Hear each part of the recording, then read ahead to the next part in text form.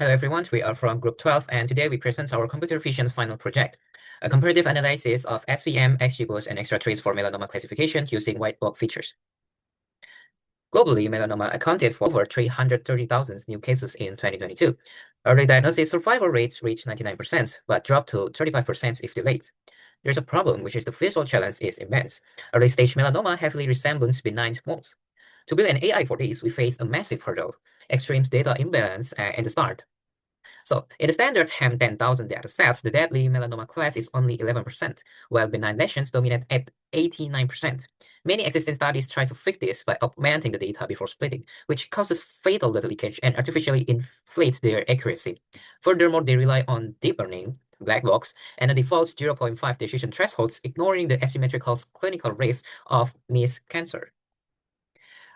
To solve this, we propose a zero-leakage framework. First, we isolate the lesions and extract 35 mathematically explainable features, 15 HSV color attributes, and 20 GLCMs textures. We split the data into 70% trainings, 10% validations, and 20% testing, applying spatial augmentations exclusively on the training sets to prevent data leakage. Next, we train 3 distinct algorithms using cost-sensitive learning. SVM to establish strict decision boundaries in our complex feature space. XGBoost utilizing its sequential boosting to mathematically force the models to concentrate on the hard to predict minority melanoma cases, and extra traits, which is use extreme randomizations to prevent overfitting and handle features diversity. Because a false negative in melanoma screening is fatal, relying on the default 0.5 thresholds is dangerous. Therefore, we optimize our decision boundaries on the validation set, shifting the thresholds down to 0.25 to prioritize sensitivity.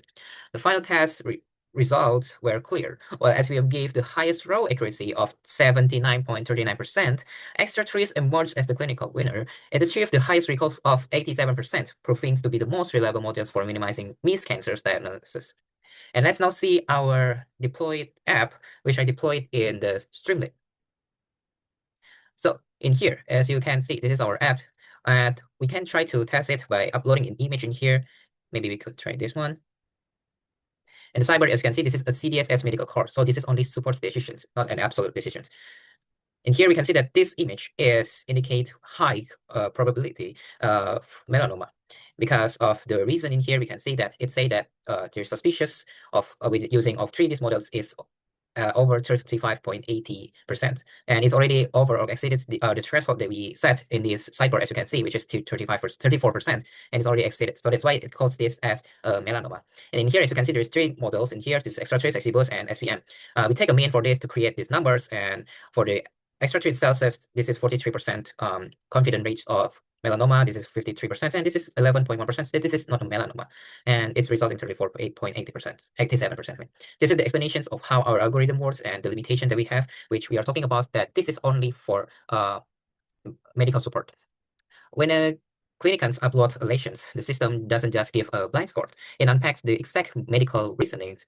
On the left, which you can see in here, highlighted in the red, at the top are the top 3 factors driving malignancy. For this specific patient, we observed an abnormal spikes in pigment saturation range, contributing 14.2% to cancer risk, alongside significant GLCM's textures contrast at 90 and 45 degrees.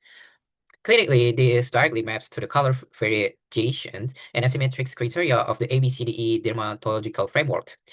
Conversely, on the right grain here, the panel shows that the stabilizing factors, such as normal border homogeneity, which pulls the predictions back toward benign.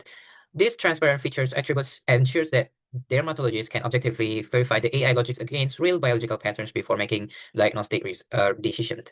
And here you also can see our parameters. This is the after filter of our image, and this is the 35 features. And you can see each feature's explanations, and also the metrics or the number that we extract from the picture. And we, for the explainability AI is also dynamic or based on the image. So if I upload another image, maybe let's try this one. Okay, so this is the image of my friend, and we can see it indicates that this is not melanoma because my friend doesn't get melanoma. And as you can see, the number changed, even the features or the reasons is changed from 14 just now is become 600. So it's dynamic based on the image to give explainability AI for a scientist and so on. And that's all for our deployment and presentations. Thank you.